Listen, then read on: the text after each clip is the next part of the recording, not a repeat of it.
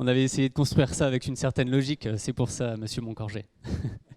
Alors, on parlait justement de l'écurie Passion avec Eric Bussy tout à l'heure, les écuries de groupe. Et vous, Jean-Philippe Tallet-Délian, vous avez une belle expérience aussi à nous partager avec une entité qui s'appelle Everest Racing. Alors, le nom, c'est vrai, peut impressionner comme ça de prime abord. Bon, comme pour tous les autres intervenants, on en discutait tout à l'heure, fils d'un éleveur d'AQPS, président de la banque privée Odo BHF, si je ne dis pas de bêtises, et donc président de cette société Everest Racing depuis 2019. Donc c'est très récent, mais qui a connu un succès certain, on va dire. Je vais vous laisser l'expliquer. Puis même question surtout pour commencer, d'où vous vient cette passion pour les courses ? Merci pour cette première question. Pour tous ceux qui ont lu Mon ami Flicka, l'herbe verte du Wyoming, voilà, ils sauront de quoi je parle. Et ceux qui ont lu récemment Une course parfaite sur cette légende qui est François Mattei, ils sauront aussi pourquoi c'est une passion. Moi, petit, quand je pesais 50, 60 kilos, eh ben, j'avais la chance de monter en Canter chez Pelletier-Fouché, dans le Maine-et-Loire, dans notre région. Et après, j'ai arrêté, mais c'était ça qui m'a donné le goût. Et puis, comme vous le rappeliez, mon père, effectivement éleveur, en AQPS sur le Steeple. Et donc, j'ai beaucoup vécu autour du champ de course du Lion d'Angers. Voilà pour cela. Sinon, je voudrais d'abord dire, avec beaucoup d'humilité, que moi, je suis un intervenant récent dans cette position de président d'une écurie de course, écurie de groupe. J'ai mon ami Émeric Guettin qui est avec nous ici et qui fait partie de l'équipe. J'ai beaucoup écouté ce que vous disiez, Monsieur Bussy. En effet, nous avons créé donc Everest Racing en 2019. Donc d'abord dire que il n'y a aucune prétention dans le mot Everest. Pour ceux qui font la montagne, c'est beaucoup de travail, de l'abnégation, beaucoup d'efforts et beaucoup d'humilité. Et ce que l'on vit avec cette écurie de course. Ce que je voudrais dire ensuite, c'est que c'est la passion ultime, c'est la passion extrême. Il faut réellement avoir un cheval qui court sous ses couleurs pour découvrir quelque chose d'absolument unique. Et c'est un peu l'ambition que nous avons avec Everest Racing, de permettre à des gens qui sont passionnés, avec une mise, on va dire, raisonnable, je pourrais revenir sur les chiffres après, de pouvoir atteindre à une forme d'excellence dans la passion. La passion sublime, la passion ultime. Voilà, il faut vraiment le vivre pour le comprendre. Et je sais qu'ici, il y a beaucoup de professionnels qui savent très bien de quoi je veux parler. Everest Racing, donc créé en 2019 avec 20 LPs, 20 actionnaires. Moi, je travaille dans une banque privée, gestion de fortune, comme vous, hein, Monsieur Bussy. Et l'idée, si vous voulez, dans l'échelle des placements, du moins risqué monétaire au plus risqué, les actions ou le non-coté, eh bien, les chevaux, ça va plus loin encore. C'est plus risqué, mais peut être également plus rentable. C'est Victor Hugo qui donne les 3 clés du succès dans la vie, le travail, la chance et le talent. J'ai découvert qu'avec les chevaux, la chance compte peut-être tout autant que le travail. Ça, c'est vraiment quelque chose que j'ai découvert. Et seconde chose que je vois et qui est aussi une clé pour avancer, c'est de savoir s'entourer. Donc moi, je suis humble dans cette équipe. Je suis entouré par un grand professionnel qui est Guylain Bozo. Pour ceux qui sont dans le monde des courses, vous connaissez cette famille Bozo, qui est une famille de grande probité dans le monde des courses. Le frère de Guylain dirige le Haras des Monceaux. Et son père était une personnalité des courses, pour ceux qui l'ont connu et qui est mort il y a 3 ans maintenant. Guylain Bozo, donc, on a un comité stratégique avec Guylain. Olivier Carly, pour ceux qui connaissent Olivier, Haras du logis Saint-Germain, Guillaume de Saint-Seine, qui est un ami, qui est administrateur France Gallo, et puis également, on est quelques-uns, Jean-René de Fraguier, enfin on est 6 dans ce comité. Quel est l'objet de ce comité? C'est d'aider Guylain Bozo, qui est donc courtier en chevaux de course, pour l'aider dans son discernement. C'est certainement lui qui a la meilleure expertise pour identifier les chevaux. Ensuite, on a un débat au sein du comité sur la valorisation, sur les origines, etc. Ce qui est important à dire, c'est que lorsqu'on a créé Everest Racing, on l'a créé avec 1 million d'euros. On a levé 1 million d'euros avec 20 actionnaires, 20 LPs, d'accord? Et on était associé avec des haras partenaires, Gestut Blumenhof en Allemagne, Belly Lynch, Twin Hill, qui chacun investissait également 1 million d'euros en copropriété sur nos pouliches. Okay, donc nous, avec notre argent levé, on investissait sur des pouliches à 50%, les haras partenaires 50%. Donc on avait entre guillemets une puissance de feu de 2 millions. Ce qu'on a appris de ces 3 premières années de Everest Racing One, on va dire, c'est que malgré les bonnes origines des pouliches que nous avons achetées, on a eu pas mal d'échecs et des déceptions. Et puis, au fond de la piscine, on a, grâce à Guylain Bozo, pu mettre la main sur une pouliche qui a très bien fonctionné, qui a été deuxième au Breeders à Los Angeles, qui s'appelle Malavat. Et je pense à vous, Arcana, puisque en novembre dernier, nous avons vendu Malavat pouliche 3 ans, Arcana, à 28 fois la mise. On avait donc pour 100% acheté Malavat 139 000 €, vendu 3,2 millions. Je crois que c'est le record sur les pouliches de 3 ans, Arcana. Ce qui nous a permis de pouvoir délivrer un rendement pour les 20 actionnaires. Et actuellement, on est dans une phase 2. On part sur des cycles courts de 3 ans, avec l'idée, pour ceux qui rentrent dans le tunnel, d'avoir une sortie et donc de pouvoir sortir et liquéfier leur capital. Je reviens sur la fiscalité. En effet, à l'intérieur de Everest Racing, il y a la fiscalité à l'IS d'une SAS, Everest Racing étant SAS. Et pour ensuite, chacun, c'est la fiscalité des personnes physiques qui s'impose. Et pour le plus simple, sur les dividendes et les plus-values, donc ce qu'on appelle le PFU à 30%, pour faire très court. Donc nous, on s'est engagé avec Everest Racing à ce qu'au bout de 3 ans, on liquéfie, entre guillemets, l'ensemble du piquet de chevaux, de façon à ce que chacun retrouve ses billes. Et on a proposé également des dividendes pour ceux qui veulent rester au sein de l'écurie. Voilà, donc là, on vient de réaliser une augmentation de capital pour poursuivre une deuxième séquence. Pour faire très court, je suis déjà trop long. Allez-y, c'est passionnant. Non, mais je vais peut-être... Non, parce que je vais être trop long. Allez-y, si vous avez d'autres questions. Est-ce que je pourrais là revenir sur la constitution du premier piquet de chevaux et du second piquet de chevaux? Non, ce que vous disiez, et ce que je trouve très intéressant aussi, c'est que cette conception d'écurie à court terme, on va dire, elle dure 3 à 5 ans, c'est ça?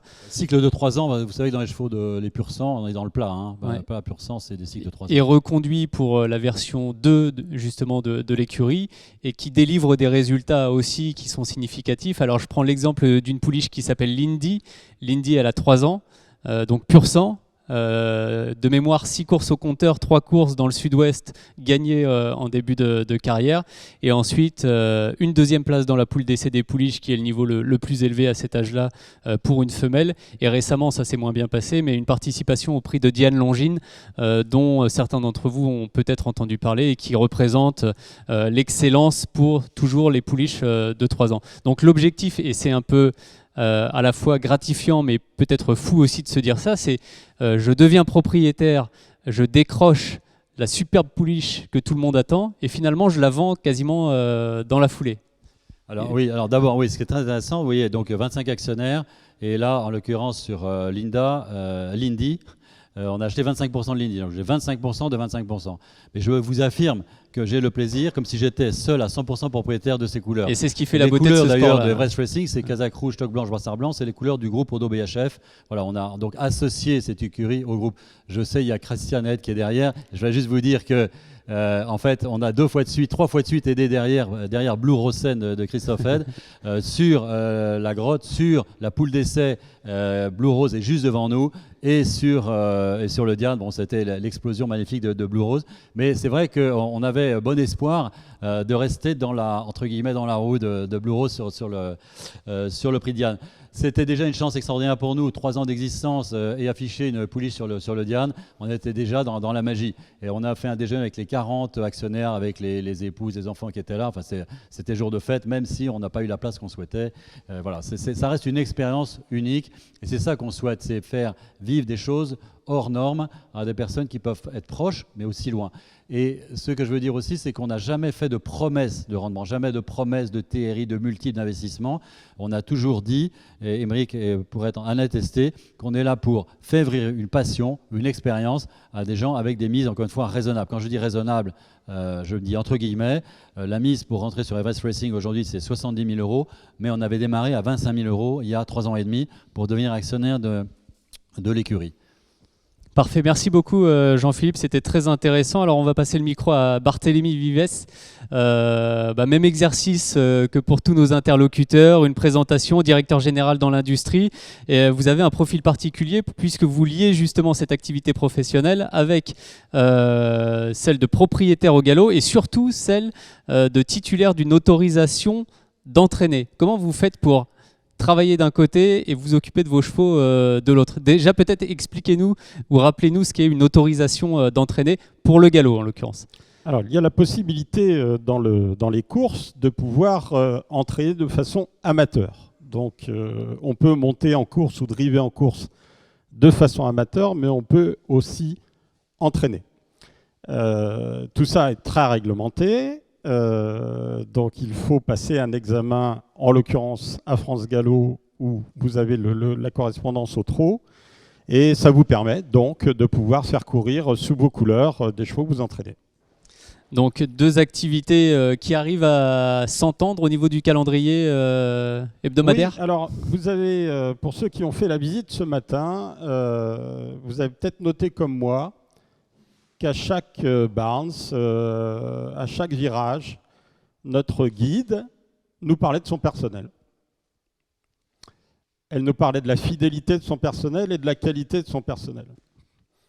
Si vous avez regardé comme moi dans les Barnes, ce sont des pros, il n'y a rien qui traîne. Les chevaux sont d'un calme incroyable.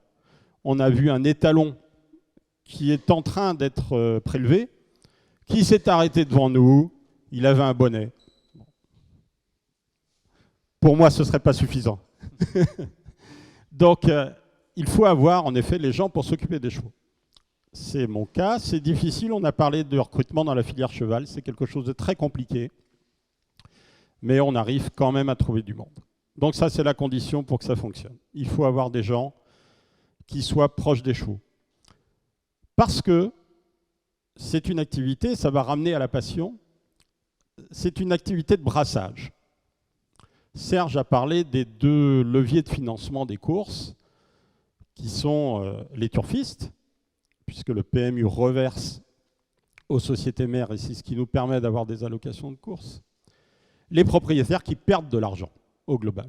Et ça, je crois que c'est important de le dire, même si on peut, de par la technique, faire des opérations qui sont extrêmement intéressantes. Mais vous avez su comprendre qu'il fallait beaucoup de niveau technique. Donc les fonds ne suffisent pas et les propriétaires font vivre la filière. Mais il y a aussi d'autres acteurs. Ce sont tous les bénévoles qui organisent les courses. Parce que quand on va courir quelque part, eh bien ça ne s'organise pas tout seul. Alors évidemment, quand on va à Longchamp ou quand on va à Vincennes, ce sont des professionnels qui organisent. Mais on ne va pas tout le temps à Longchamp ou on ne va pas tout le temps à Vincennes. Et ce brassage est extrêmement intéressant parce que quand vous avez le bonheur de gagner une course et que vous retournez vers les balances, si vous croisez les turfistes qui ont misé sur votre cheval, ils ont gagné comme vous. Et même s'ils ont mis 1 euro, ils sont aussi contents que vous. Bon, ce qui veut dire que quand vous n'avez pas gagné, vous vous faites aussi engueuler parce qu'ils ont perdu leur euro. Mais globalement, ce brassage-là est très intéressant.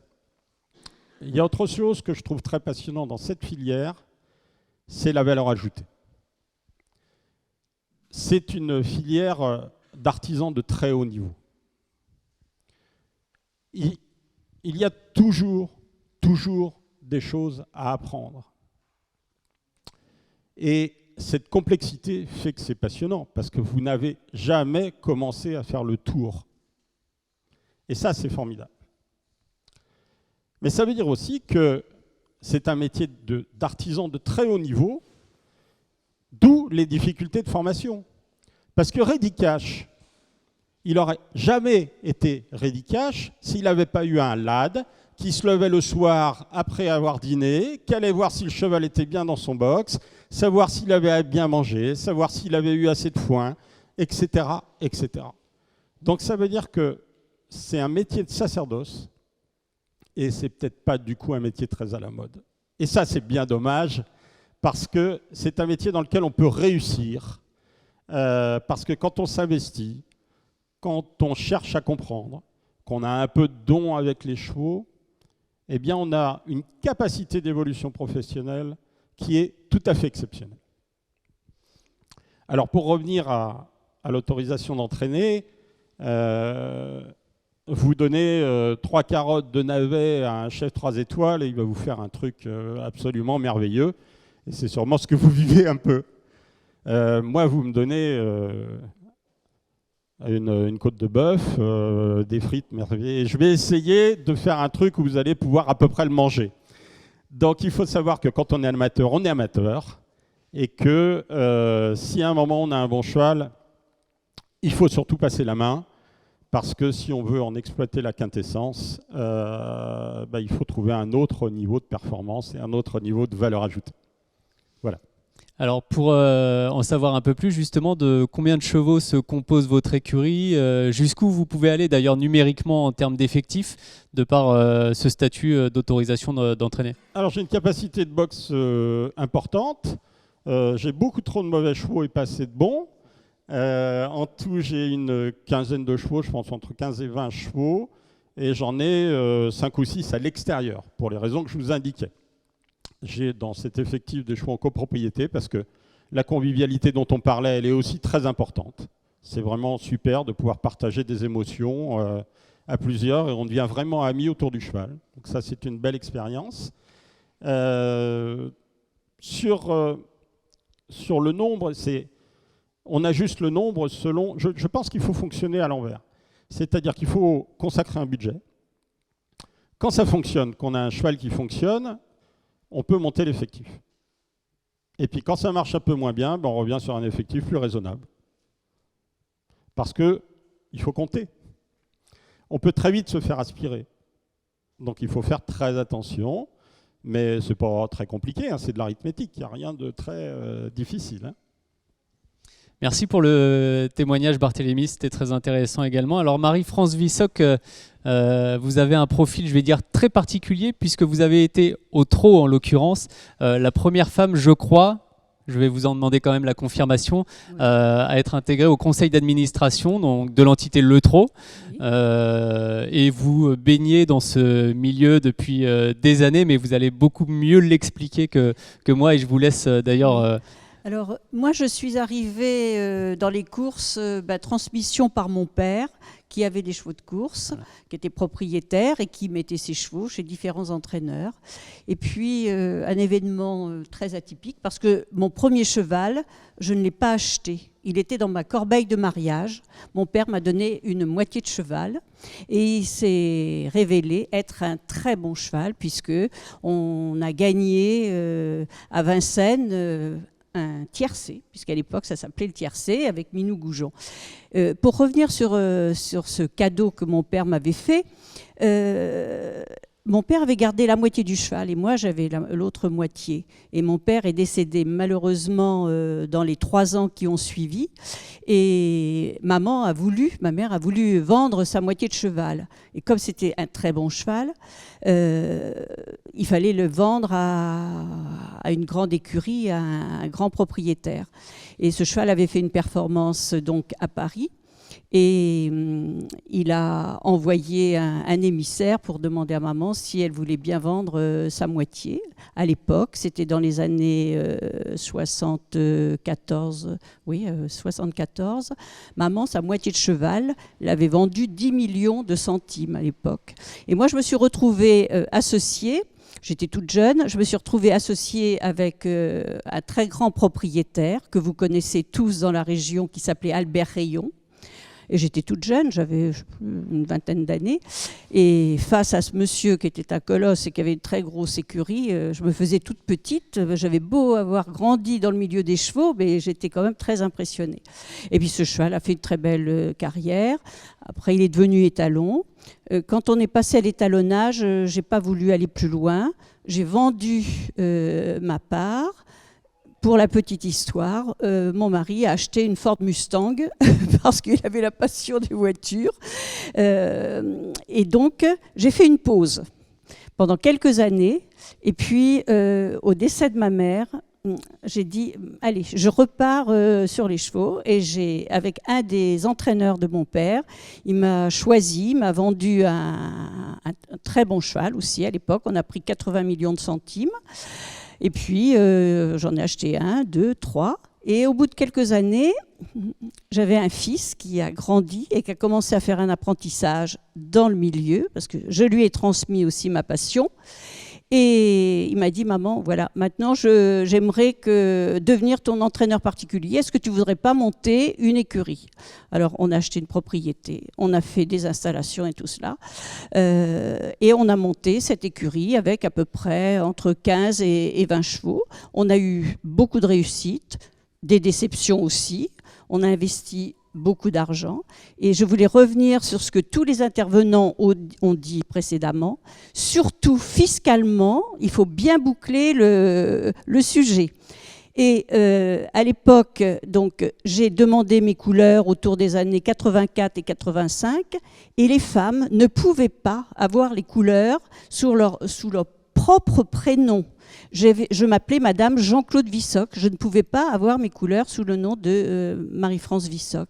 Et avec Martine Fasquelle et l'association Cheval Passion de Femmes, on a travaillé pour que les femmes puissent avoir leur propre nom et leur propre indépendance. Alors, cette écurie que j'avais montée, évidemment, elle nous coûtait beaucoup d'argent. Et j'étais propriétaire professionnelle.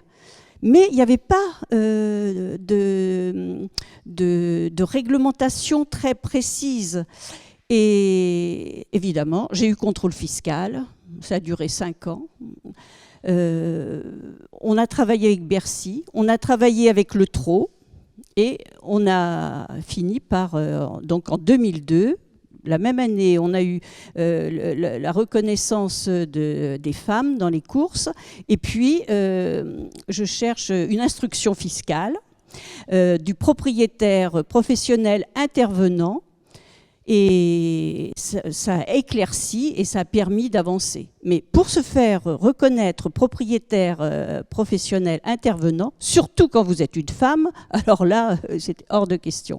C'était il y a quand même une vingtaine d'années. Et puis, ça m'a motivée d'avoir eu ce contrôle fiscal, parce que j'en ai pas eu un.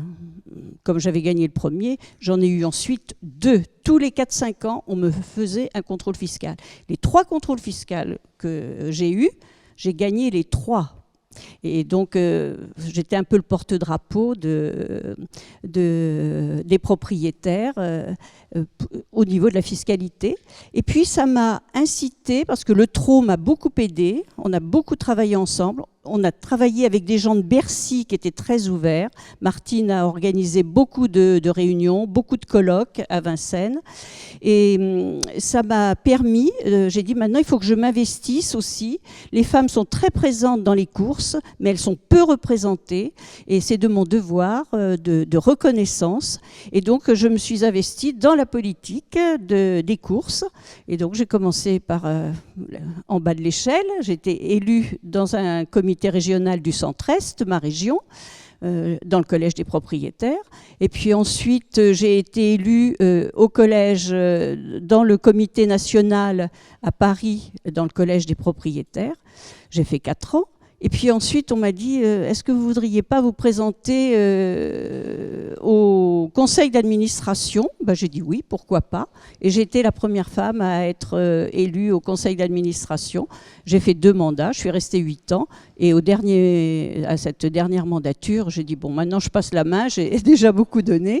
J'ai transmis donc cette passion des courses à mon fils et à mon petit-fils aussi. Donc plusieurs générations. Aujourd'hui, je n'ai plus d'écurie, j'ai 2 ou 3 chevaux qui sont chez mon fils, mais je voulais vous dire aussi que les courses, c'est une passion. On vit des moments absolument exceptionnels. Et quand j'étais au conseil d'administration du Trot et j'étais présidente du club des Uranie, des propriétaires à Vincennes, j'ai fait pratiquement 8 ans de présidence, tous les groupes 1 ont récompensé les propriétaires avec une petite réception. Guillaume, vous avez été témoin de tout cela. On récompensé les propriétaires et combien de propriétaires étaient mes fous de joie, de bonheur, et moi-même, quand je gagnais une course, beaucoup d'émotions, beaucoup de plaisir. Et puis, comme on dit, il y a tout ce partage. Et du coup, j'ai des amis, dont un qui était à Bercy, qui était un passionné des courses, qui nous a beaucoup aidé dans l'élaboration de cette instruction fiscale, qui a investi dans des chevaux d'obstacles. Et moi, l'obstacle me fait très très peur, mais ils m'ont converti. Et en fait, on avait un plaisir quand on allait voir nos chevaux d'obstacle courir, c'est qu'ils rentrent sur leurs 4 jambes. Et puis, on faisait des bons repas. Voilà. C'était des grands moments de plaisir. Voilà. Donc et puis, la transmission, vous en connaissez la signification dans la, oui, famille. Oui. Justement, Alors, il il y a des moments aussi où on a beaucoup de déceptions. Ça, il faut pas se voiler la face. Mais l'un dans l'autre, on a quand même tellement de plaisir. Et puis, il faut aimer le cheval. C'est tellement beau. Je suis allée il y a un mois à l'Elitlopp en Suède avec mes amis Westering qui avaient le cheval étonnant. Moi, j'ai passé 3 jours, mais j'étais dans un autre monde. C'était la 3e fois que j'y allais, mais c'était magnifique, merveilleux. Et on a tous envie un jour d'avoir un cheval comme ça. Mais déjà, de gagner même des petites courses en province, c'est absolument fabuleux. Merci Marie-France pour le témoignage. Et on va justement conclure cette conférence avec l'intervention de Mathias Moncorgé. Alors vous aussi, vous êtes un vrai passionné. Je dirais même plus que ça, la transmission, vous savez de ce que ça signifie. Alors, mon fils de Jean Gabin, l'hippodrome de Moulins-la-Marche, etc., etc. On va pas revenir des heures dessus, mais ça, c'est une vraie histoire de passion. Déjà, pour l'anecdote, rappelez-nous comment votre papa est venu dans ce milieu-là des courses. Qu'est-ce qui l'a attiré autant ? Je ne sais pas ce qui l'a attiré. La seule chose, c'est que quand il était môme, il allait avec son père sur les champs de course. Et puis après, quand il avait 14-15 ans, son père l'a emmené. Il y avait un bar à Paris qui s'appelait Victor, chez rue de Compiègne, à côté de la gare du Nord. Et à l'époque, les entraîneurs et les jockeys prenaient le train pour rentrer sur Chantilly. Et donc, il y avait ce bar où il y avait tous les entraîneurs et les jockeys. Et donc, mon grand-père était déjà... chanteur il était acteur de théâtre et chanteur d'opérette, et donc il emmenait papa aux courses et il l'emmenait dans ce bar. Et comme il savait pas quoi faire de son fils, un jour il l'a présenté à un entraîneur qui s'appelait à l'époque, Cricket doit connaître, mais c'était le père du père Jack Cunnington, son père, et il lui a dit bon, je sais pas quoi foutre de mon môme, est-ce qu'il pourrait pas être jockey? Et donc, le père Cunnington lui a dit « Mais non, tu n'as pas vu ton fils, comment il est, tout ça. Non, j'en ferai rien. » Bon, après, donc, il allait aux courses avec papa. Et un jour, son père lui a dit « Si un jour, tu as de l'argent, ce qui serait magnifique, c'est de gagner le prix de Diane ou le Jockey Club. » Bon, malheureusement, ça ne peut pas arriver. Et il a eu un ami qu'il a rencontré à la guerre, qui lui a fait investir pour la première fois en association un cheval, une jument qui était très mauvaise. Et puis à ce moment-là, il s'est dit, mais attends, moi je vais... Enfin, dans lui-même, il s'est dit, je vais peut-être avoir des chevaux, je vais commencer à avoir des chevaux. Enfin, il y a eu beaucoup d'étapes. Et en fait, il a commencé à avoir des chevaux, des trotteurs. Il s'est associé avec une personne qui s'appelait Marcel Dejean. Et il a commencé comme ça, et puis après, c'est parti. Et après, c'est parti, mais tout seul, parce que papa voulait toujours il avait toujours ses idées à lui, donc pas tellement des bonnes idées, mais enfin bon, quand on revient en arrière, et c'était son argent, il en faisait ce qu'il voulait. Hein. Exactement. Et donc, voilà. vous avez... moi, nous, on est tombés dedans. Hein. Voilà, dans la marmite, quand vous étiez petit, éleveur de trotteurs. Très, très bon élève, c'est-à-dire qu'à 14 ans, j'ai arrêté. Et j'ai dit à papa, il n'y a qu'une chose qui m'intéresse, c'est les chevaux. Puis voilà. Donc, dites-nous-en un peu plus justement sur ce rôle d'éleveur. Il y a eu des étapes. Au départ, je voulais être entraîneur de galopeurs. Donc, je suis parti en Angleterre faire un stage. Je suis revenu à la maison. Et puis, malheureusement, il est arrivé 76, où papa est parti. Et tout s'est effondré. Donc, j'ai pris une autre direction. Et il y avait une personne que j'ai rencontrée qui s'appelle Daniel Larue, que les gens connaissent au trot. Et c'est lui qui m'a appris à driver, qui m'a mis dans le trot et qui m'a dit il faudrait que tu achètes un cheval d'amateur. Et puis, je suis allé avec lui. Et où est-ce qu'on a été? Chez Pierre Désiré Allaire. Et voilà, c'est là où j'ai rencontré ma première femme. Et c'est parti. J'ai pas eu le cheval, mais j'ai eu la fille. Voilà. Après, donc, après, on a pris le haras de l'Orne, et puis après, j'ai arrêté parce que c'est devenu trop gros. Je voyais pas mes enfants grandir, donc j'ai pris une petite structure à Moulins-la-Marche, et puis après, les aléas de la vie font que j'ai divorcé, et puis après, j'ai eu un break pendant 1 an et demi, 2 ans, parce que j'étais écœuré, mais c'est différentes raisons. Et puis après, j'ai un copain que j'ai retrouvé, avec qui j'ai eu le seul diplôme que j'ai eu dans ma vie, qui était les diplômes de 200 heures de gestion comptabilité. Oui, tout le monde rigole, mais vous pouvez rigoler parce que, en fait, pour l'anecdote, il y avait la gestion comptabilité, puis à côté, il y avait des jeunes filles qui apprenaient à faire la coiffure. Et en fait, je me suis plus occupé à l'époque des jeunes filles qui apprenaient à faire la coiffure. Et c'est mon copain qui m'a aidé à passer mes 200 heures de gestion comptabilité, qui est François Pelletier. Et puis il est venu me trouver, il m'a dit voilà, bon, lui il avait réussi, il avait fait sa vie. Et puis il m'a demandé, écoute, voilà, je voudrais avoir des chevaux, mais je le fais que si c'est avec toi. Alors je lui dis oui, mais attention, je suis très dangereux. Alors il me dit quoi? Alors je lui dis, tu sais, il faut faire très attention parce que moi je m'emballe très vite. Et donc il m'a dit, je serai là pour te calmer.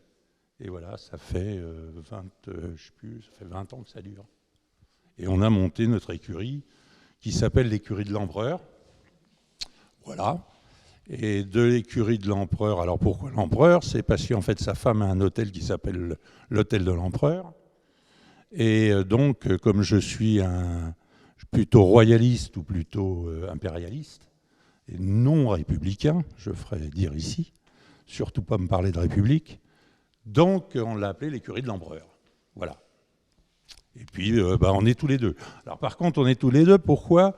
Parce que j'ai un caractère de con, il me connaît, on s'entend à merveille, on ne s'est jamais fâché, parce qu'il sait comment je suis, je sais comment il est, et voilà, et ça fonctionne parfaitement. Alors on a commencé par le trot, après maintenant on a des chevaux d'obstacle, et puis on a eu des galopeurs, mais bon, pour différentes raisons, on arrête là, les galops. Pour l'instant, on fait un break pour le galop, mais ça reviendra peut-être, parce que de toute façon, ça a toujours été les chevaux. Et voilà, et donc on a des chevaux en France, au trot chez Franck Leblanc, qui est devenu un copain, et puis en Suède chez Björn Goop, et puis en obstacle chez Arnaud Chaillet-Chaillet. Voilà. La vie en copropriété avec François Pelletier. Casaque blanche, épaulette étoque verte. Alors, étoque verte, avec les petites liserés or et l'abeille qui est derrière la toque. Je précise. Je précise. Ouais. Tout à fait. Alors lui, c'est plus Napoléon Ier, moi, c'est plutôt, je suis passionné de Napoléon III. Mais bon, ça, c'est autre chose. Mais ça, c'est vrai, c'est un détail qui est important, évidemment, que ce soit valable en plat, en obstacle ou au trot. Le choix des couleurs et la fierté d'un propriétaire de voir sa casaque passer le poteau d'arrivée devant celle de ses adversaires, c'est toujours quelque chose de gratifiant. Et d'ailleurs, pour parler de ça, pour mon père, oui. Il a déclaré ses couleurs. Et ce qui est très marrant, c'est qu'en fait, les premières couleurs de papa sont très connues en Irlande. C'est Moig Larstud. Parce que Moig Larstud, si je ne dis pas de bêtises, c'était Walter Hafner. Et en fait, quand papa a arrêté ses couleurs, il lui a demandé, qui était un propriétaire, un copain à Fred Sanet, qui était un ami de mon père, s'il pouvait les prendre. Parce que papa avait dit, bon, ça n'a pas été avec noir, manche blanche, toque cerise, parce que papa parlait à l'ancienne. Et en fait, c'est un copain, petit acteur, qui lui a trouvé ces couleurs qu'il a eues après, qui lui a tiré ça au signe zodiacal, parce que vous savez que, je ne sais pas, mais vous savez que les acteurs sont superstitieux. Et donc, il a dit le noir, le rouge, le blanc, ça ne va pas. Donc, il a demandé, et c'est son copain qui lui a trouvé bouton d'or, toque lilas. Et ça fait partie de la fameuse transmission dont on parlait tout à l'heure, qui est les couleurs. dans certaines familles, se transmettent de génération en génération. Et c'est ce qui fait aussi, en quelque sorte, la beauté de ce sport. En tout cas, merci beaucoup Marie-France, Mathias, Jean-Philippe et Barthélémy. Merci beaucoup. Et on peut aussi applaudir nos 4 intervenants.